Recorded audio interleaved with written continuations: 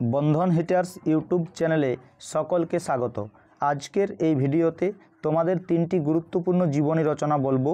এই তিনটি রচনা তোমরা একটু ভালো করে দেখে যাবে, কেননা এই তিনটি প্রশ্নের মধ্যেই আশা করছি একটি জীবনী রচনা তোমরা কমন পাবে। চলো দেখে নিই। প্রথম প্রশ্ন, ২০০ জন্মবর্ষে মাইকেল মধুসূদন দত্ত। এই প্রশ্নটি এবছর খুবই গুরুত্বপূর্ণ। দ্বিতীয় প্রশ্ন, জীবনানন্দ দাশ, এটিও খুবই গুরুত্বপূর্ণ। তার সাথে একটু দেখে যাবে মৃণাল সেন।